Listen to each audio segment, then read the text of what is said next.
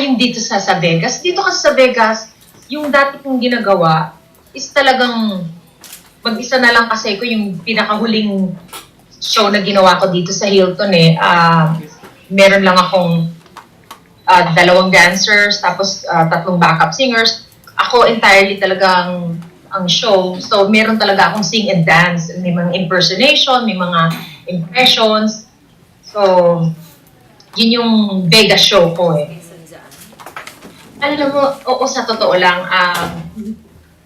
para sa akin, parang mas mahirap nga yung audience na Filipino. Only because siguro, nasa dugo na talaga kasi natin yung musika, nasa dugo natin ng pagkanta. Diba? Parang bawat bahay nga sa atin may karaoke. So, alam na natin na ang maganda at hindi. Tsaka araw-araw tayong nakakakita ng halos araw-araw tayong nakakita ng mga nagpe-perform, ng mga artists. Lagi-laging may concert sa atin.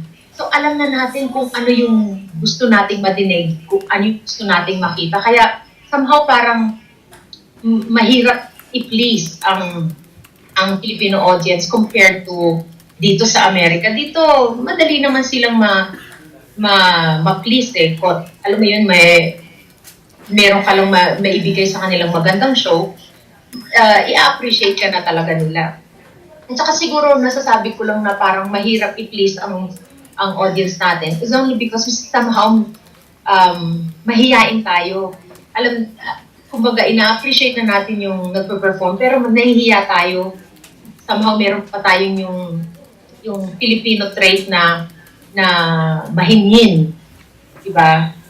Although, sa mga karamihan ng mga kabataan ngayon, maano na sila, tawag mo dito, nagbibigay na talaga sila ng actions nila kapag alam nilang dapat ibigay yung appreciation sa performance. 2007 nga yung last, kasi nga, since na dito ako nakatira sa Las Vegas, at saka nag-show din ako dito kasi nung after nung 2007 ko sa Araneta, nagkaroon kami uli ng show dito sa Las Vegas with the Society of Seven. And then after that, nagkaroon na ako ng sarili kong show from 2009 till 2010. More than a year yun Nasa Hilton na nga ako. And then after that, ng show ko dito sa Las Vegas, nagkaroon naman ako ng show sa Hawaii. So, doon naman ako, kumbaga, kinuha para mag-show doon for a year also. So, kaya hindi nasundan agad yung 2007 ko na concert.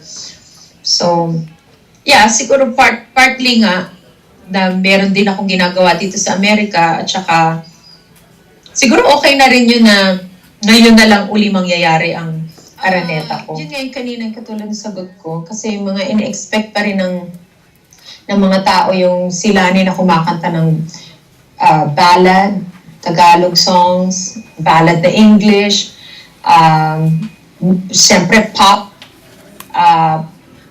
na upbeat, mga mabibilis. Tapos siyempre sila na gumagawa ng classical songs. So, yun pa rin, siyempre, nandun pa rin lahat yung mga elements na yun dito sa gagawin natin na concert. Although, ang gagawin lang natin, siyempre, iba nga lang yung mga songs ang ilalagay natin. Like for the classical music, they've known me for doing Nessun Dorma for the longest time. This time, iba naman yung ilalagay natin na song sa classical part. Actually, para sa akin nga, parang mas matindi yung preparation dito sa Philippines Kasi katulad ng kanina na tinanong ni Miss Nina, yung audience na Pilipino, mas mahirap bang i-please. Kaya parang mas malaki yung pressure sa akin to prepare this very, very big concert. Kasi syempre, bukod sa matagal na yung last ko na Araneta, kailangan talagang paghandaan ko kasi ang mga tao parang ano kaya gagawin niya ngayon, alam mo yon, parang ano kayang pasabog ang gagawin ngayon ni Lani. So parang mas matindi pa nga yung preparation dito na gagawin ko kesa doon sa ginagawa ko dito sa Las Vegas. Kasi dito sa Las Vegas, once na nabuo na namin yung show, we will be doing one and the same show every day. Nagpapalit na lang kami ng show, like after 3 months, maglalagay kami ng bagong song. Parang somehow medyo easy dito. Pero pagdating dyan sa Pilipinas, wow, talaga, kailangan mo talagang matindi yung pagpe-prepare. So, so sana, no, ibigay ko yung mga ini-expect ng tao dyan. Sa ngayon po kasi, dito talaga kami nakatira. We've been here for more than 10 years now. At saka, since na nandito yung dalawa naming anak, although yung isa, syempre, may sarili na ng buhay, may asawa na siya, may anak, pero dito pa rin siya nakatira sa Las Vegas. Yung isa ko naman, yung panganay ko, working student siya, but coming December, she will serve a mission in the Philippines actually. She will be serving the Lord for a year and a half dyan sa Pilipinas. So, sa plano namin na mag-asawa,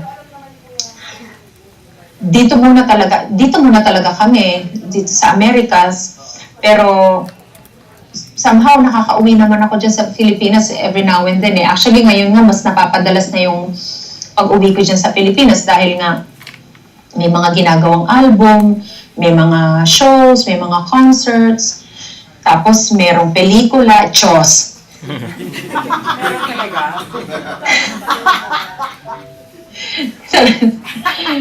Nananaginip lang, Diyos. And then, ako masaya naman ako sa ganitong sistema na nakakauwi ako dyan, nakikita ko yung nanay ko, nakikita pa kami ng mga kapatid ko, yung mga kaibigan ko, yan, yung mga angels ko dyan, nagkikita pa rin kami. So medyo yung gantong sistema, okay naman sa akin. Pero hindi mo masabi kasi karamihan ng mga nakatira dito sa Amerika after for so many years living here in the US, pagtandaan nila pag nag-retire na, umuwi pa rin sa Pilipinas eh.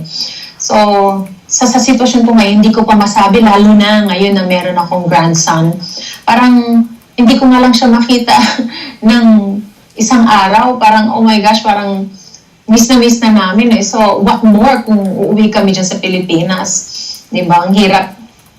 Ganun pala talaga. Totoo pala yung pakiramdam na gano'n na lagi yung kasabihan na nadidinig mo lagi sa mga matatanda noon na iba daw kapag meron ka ng apo, iba yung attention mo, iba yung pagmamahal na binibigay mo. So parang, eto na, may experience na namin yun. Dumating na sa amin yung ganung pakiramdam. So, hindi po. We will see kung anong mangyayari. May sarili silang lugar. Yeah. Pero malapit lang. Araw-araw halos nandito kasi nga yung anak ko nag-aaral pa. So, before she goes to school, i-drop off niya yung anak niya rito. So, andito sa amin buong maghapon.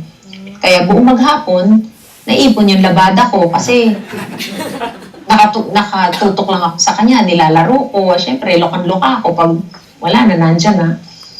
Wala na akong ginawa, pinapakain ko, papaliguan, kukulitin, kakagatin, ganun. Anong name niya, anong age niya, and tell me about the names and ages of your children and your husband. Ang mga names ng children, tama ba ba? Yes, Ayun. yes. Yung panganay ko, she's already 23 years old. Her name is Louven, Louven. And yun nga, she's taking up media arts. Ang major niya is digital photography. Tapos yung isa ko naman, yung bunso ko, si Lian, Lian. She's 21 years old. Yung anak niya is 8 months na. 8 months na siya. Ang pangalan ng grandson ko is Robert Joseph Cox. C-O-X. So, 8 months na siya. Yun. Anong nickname niya? Ganun Joby. nangyari sa akin. So, umaga pa lang, andito na sila. So, gigising na ako ng about mga 8. Yan, minsan earlier than 8 o'clock. So, darating na silang mag-ina. Tapos, yan, pakakainin ko na si baby. Tapos, pagkatapos ko siya pakainin, so, alagaan na siya nung anak ko. And then, ako naman, magpe-prepare naman ako ng pagkain for our lunch. Ganyan, ganun na yung tema ko. Pagkatapos pag naluto ko na yung lunch, magpe-prepare naman ako ng food ng baby para sa lunch naman niya kasi kumakain na siya ng solid food. Ganun. Tapos, kapag nagwo-walk kami, and then if I have, mga extra time, I will do naman my cleaning, konting cleaning sa bahay. Tapos syempre, yung paglalaba, the usual, alam mo na yung tipong the usual American American life. Tapos ganyan, pagdating na ng gabi, ayan, memorize na ako ng mga kanta, mag-aaral na ako ng mga songs. Ganun. Ganun ang tema namin dito. Tapos, syempre, on another day, mag-grocery, syempre, i-replenish mo yung pantry mo, mga ganun tema. Tapos, mga kailangan dalhin yung sasakyan sa car wash. Kung minsan kami naglilinis ng sasakyan, mga anak ko, ganyan, sila maglilinis ng sasakyan. Kasi magkano rin ang car wash dito. Minsan, yung pinakamura, yung talagang wash lang yung hugasan lang, walang wax or anything, mga $15 lang, $20. Pero pag i-detail mo, $75 ganun kamahal. Sa California ng 30th para sa show niya ng 31. So, parang Halloween show, October 31st. Ang mga songs namin, Thriller, ganyan. Uy, joke lang. Kailan yung balik niya sa Manila? Andyan na ako siguro ng mga November 5. Last question. How does Alani Miss Lucia takes care of her voice? Kasi we all know na your voice is very powerful. It's clear, it's rich, and very versatile. Kasi meron mga singers ngayon, di ba, hindi naman linis sa ating kaalaman na nawawalan na ng voice. Pero how do you take care of your voice, especially for this upcoming concert? Kasi mabuti na lang kasi ako ngayon, hindi naman ako masyadong naggangangawa. So, pero hindi, ang importante kasi din talaga yung rest. Kailangan ng enough sleep. At saka totoo yung prior to sleeping, hindi ka dapat kumain, otherwise magki-create ng acid. Yung acid aakyat sa lalamunan. Pero it happened to me a lot of times na rin na naano yung lalamunan ko. Kaya the following day, parang hoarse yung boses mo kasi nga umakyat yung acid ng tiyan mo sa lalamunan. So, yun yung mga ganun lang. Tsaka kailangan lang talaga na kapag hindi ka kumakanta, kailangan mo lang talagang i-rest yung boses mo.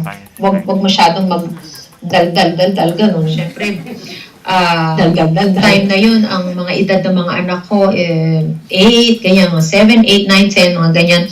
Sa totoo lang, they're unaffected. Pag dati nun, siyempre, nagmo-malling kami, mamaya meron na mag-a-approach sa akin, siyempre, magpapapicture. Parang wala lang sa kanila, sa totoo lang. And I'm very, very glad na ganun yung frame mind nila na my mom sings and that's it. Yun lang yung naiisip nila. Ang nanay ko, ang trabaho niya singer and that's it. Hindi pumasok sa utak nila siguro yung ang nanay ko, sikat, maraming nakakilala sa kanya, she's popular. hindi ko sila nakitaan ng ganun. Parang alam lang nila, ang nanay nila, ang trabaho, kumakanta. Sa pagkanta ng nanay nila, doon kumikita yung nanay nila. Parang ganun lang yun. So, I'm just very, very glad that, alam mo yun, ang anak ko hindi sila showbiz, sa totoo lang. Dinidetach nila yung sarili nila sa pagiging yung profession ng nanay nila. Tapos na yung trabaho ko, tapos nang mag-perform sila ni Miss Lucha. Once I stepped down from the stage, I'm back to my normal Lani, Miss Lucha, which is the nanay, you know, a homemaker, a wife, ganun. Pagdating sa bahay, normal lang. Back to reality. Hindi naman lingid sa kaalaman natin na ang dami, di ba? Ang dami talaga nila. You know what? If you're gonna ask me, let's say I'm dyan ako nakatira, no? If I only have this one amount of money for me to see one show, definitely I would go for something that I don't usually see. Yung hindi ko, alam mo yun, yung hindi ko laging nakikita araw-araw. So, I'll definitely probably go for John Legend or Mariah Carey. So, yun lang yung naiisip ko, no? So, yung mga nangyari na yun, ang dami talaga mga foreign acts na dumating. Definitely, maapektuhan yung mga local performers, yung mga taga-dyaan, you know. So, hindi ko i-deny yun na maaring talaga naapektuhan yung show natin. Dahil dun sa maraming mga iba pang shows na dumarating coming from, you know, from the US o wherever. Unang-una sana mapanood nga talaga nila to, no? Kasi I really do not know when is going to be the next one or if there's going to be a next one. So, I'm really hoping na makapanood sila, makapunta sila dito sa December 6. Pag napanood nila, I just want them to remember me as the artist who gave them beautiful songs, beautiful singing. Sana matandaan after nilang mapanood tong Araneta sa December 6, sana maalala lang talaga nila na ako yung kinakantahan sila ng magandang mga songs at saka magandang pagkanta. Yun lang sana yung maalala nila after seeing the December 6 Araneta. Diet. Ano nga spelling nun? Ito po nasa table. Ayan o. Kanina niya pa gusto tirahin yung turon eh. Oo, ang sarap kaya niyan. Nainggit nga ako bigla eh. Sorry nga, ulit-ulit yung question mo. December 6 po sa Araneta Coliseum. Huwag niyo pong kalimutan, December 6 Araneta Coliseum. I will have the ABS-CBN Philharmonic Orchestra under the baton of Gerard Salonga with my musical director, Louie Ocampo, and my stage director, Paul Basinilio. Please get your tickets and you can call 911-5555. La Nightingale, Lani Misalucha, the return concert. And I would love to see you all December 6th, Araneta Con.